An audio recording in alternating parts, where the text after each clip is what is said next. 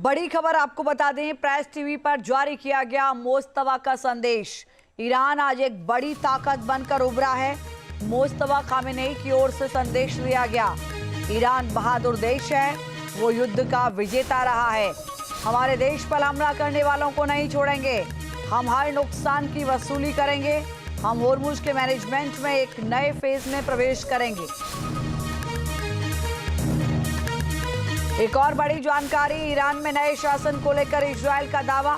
Iran का नया शासन पहले से ज्यादा कट्टर है। इजरायल की ओर से कहा गया नया नेतृत्व IRGC पर अधिक निर्भर है। युद्ध विराम के बाद भी ईरान के तेवर आक्रामक बने हुए हैं और यह बताया जाता है कि 40 दिनों तक इजरायल और अमेरिका के भीषण हमलों के बावजूद ईरान के मिसाइल के जखीरे का करीब 33% हिस्सा भी सुरक्षित है। और अगर फिर से जंग छिड़ी तो ईरान इजरायल से मिडिल ईस्ट तक बारूद की बौछार कर सकता है।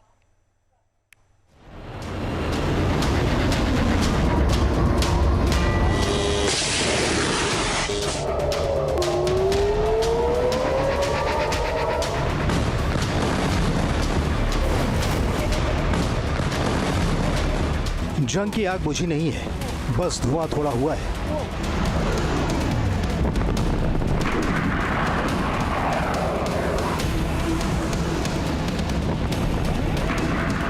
सुलग रही है चिंगारी, ईरान की पुख्ता बारूदी तैयारी।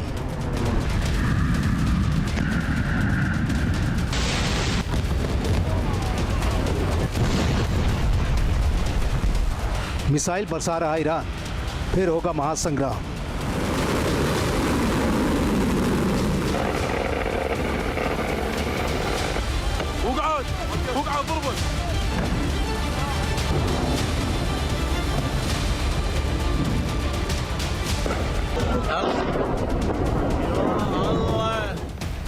ईरान के खिलाफ अमेरिका इजरायल की जंग में सीज फायर से दुनिया ने थोड़ी राहत की सांस ली। इसी बीच द वॉल स्ट्रीट जर्नल की एक रिपोर्ट ने सनसनी फैला दी।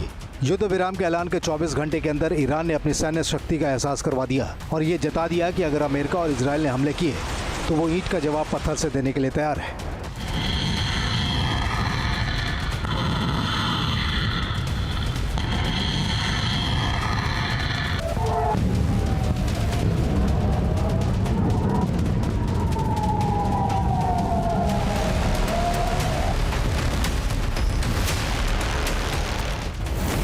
इस रिपोर्ट के मुताबिक ईरान ने पाकिस्तानी मध्यस्थों को अपनी मिसाइल के बारे में जो बताया वो आंकड़े चौंकाने वाले हैं। ईरान ने दावा किया कि उसके पास 15,000 मिसाइलों का भंडार मौजूद है, जबकि 45,000 ड्रोन अभी उसके जखीरे में है।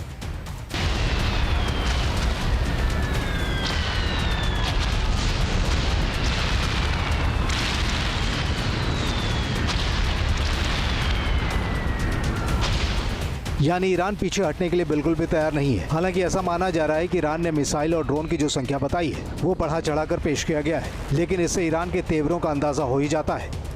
अपने मिसाइल लोक की झलक दिखाकर ईरान ने ट्रंप की उस धमकी का जवाब दिया है जिसमें उन्होंने सभ्यता मिटाने और पाषाण लोक में भेजने की बात कही थी। We're going to bring them back to the Stone Ages where they belong.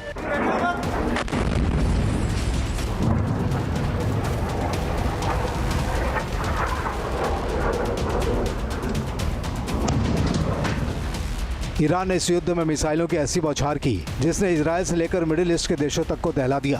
तेल अवीव से लेकर हाइफा तक ईरान ने भीषण प्रहार किया। दिमोना से लेकर यरूशलेम तक ईरानी हमलों से हड़कंप मच गया। सऊदी अरब और UAE पर ईरान ने कई बार मिसाइलें दागी। इसी तरह बहरीन से लेकर कुवैत तक ईरानी मिसाइलों के अटैक से कोहराम मच गया। ईरान ने जंग के बीच अमेरिकी एयरक्राफ्ट कैरियर्स पर भी हमलों का दावा किया।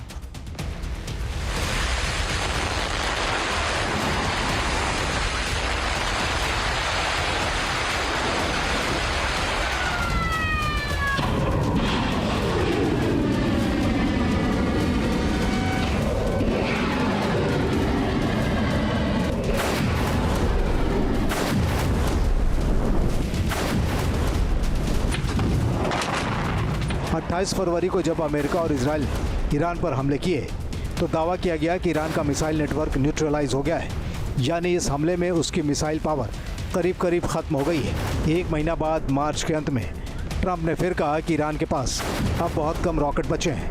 लेकिन क्या वाकई ऐसा है?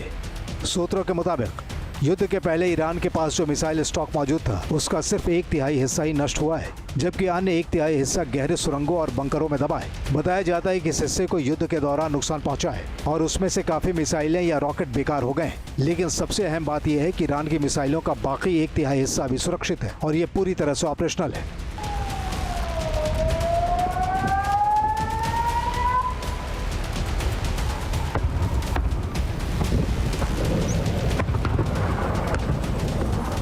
रॉयटर्स की रिपोर्ट से पता चला है कि ईरान के पास अभी काफी संख्या में मिसाइल, रॉकेट और ड्रोन मौजूद है। ये सच्चाई अमेरिकी दावों को गलत करार देती है। 1 महीने के भीषण हमलों के बाद भी ईरान का 2/3 हिस्सा या तो सुरक्षित है या मरम्मत के लायक है। ये भंडार ईरान की मिसाइल सिटीज यानी पहाड़ों के नीचे बने अभेद्य किलों में छिपाई गई है।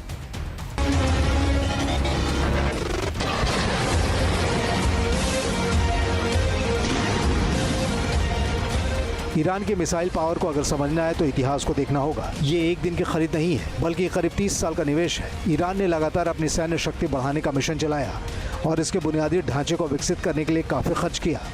ईरान के मिसाइल प्रोग्राम को 3 चरणों में समझा जा सकता है। सबसे पहला फेज है 1990 का दशक, जब ईरान ने शहाब-2 मिसाइल का मास प्रोडक्शन शुरू किया, जो करीब 15 साल तक चला। इसके बाद 2004 से 2008 के दौरान शहाब-3 मिसाइलों का निर्माण किया गया।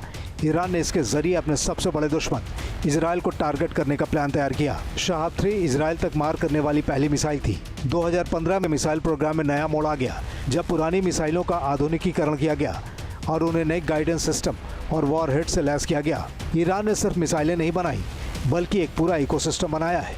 आज वहाँ 300 से ज़्यादा कंपनियां सिर्फ मिसाइल सेक्टर में काम करती हैं। ईरान में कुल 6500 कंपनियां रक्षा उत्पादन में जुटी। अगर ये मान लिया जाए कि एक कारखाने में किसी मिसाइल के एक मॉडल की 100 यूनिट्स तैयार की जाती हैं, तो 12 अलग अलग मॉडल्स के साथ पिछले 15 सालों में ये आंकड़ा 17,000 मिसाइलों को पार कर जाता है।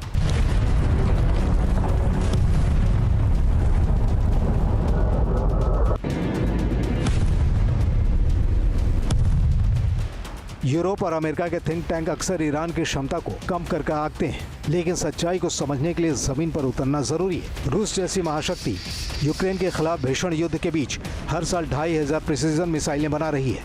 तो क्या 30 साल से तैयारी कर रहे ईरान के पास हजारों मिसाइलों का विशाल भंडार नहीं होगा? ईरान के पास 1000 किलोमीटर से अधिक की रेंज वाली मिसाइलों के 8 से 12 अलग अलग मॉडल्स मौजूद हैं। इनमें इमाद और सेजिल जैसी घातक मिसाइलें शामिल हैं। इसके अलावा ईरान के जखीरे में सुमार और मेशकत जैसी क्रूज मिसाइलें भी शामिल हैं, जिनकी रेंज 2000 किलोमीटर से ज़्यादा है। ईरान के पास सॉलिड फ्यूल वाली बैलिस्टिक मिसाइलों के 7 से 10 वेरिएंट्स मौजूद हैं।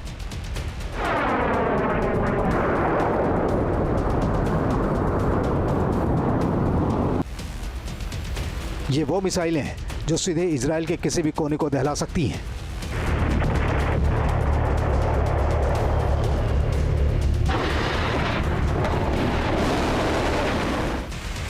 ये बड़ी वजह है कि करीब 6 हफ्ते तक जंग लड़ने के बाद भी ईरान का कॉन्फिडेंस कम नहीं हो रहा।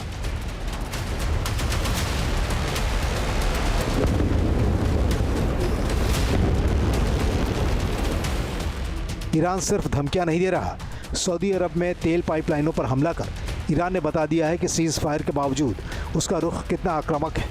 ईरान की उंगली ट्रिगर पर है और ये ट्रंप के लिए एक कड़ा संदेश है कि अगर दबाव बढ़ा तो पूरी दुनिया की एनर्जी सप्लाई लाइन को काट दिया जाएगा।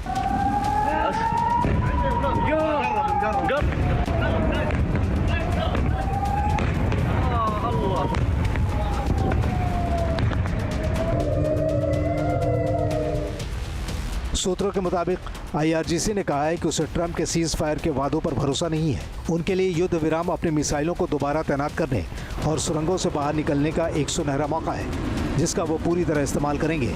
यानी जब दुनिया पूर्ण युद्ध विराम का सपना देख रही है, तो ईरान के रेगिस्तान की रेत के नीचे हजारों मिसाइलें लॉन्च होने का इंतजार कर रही हैं।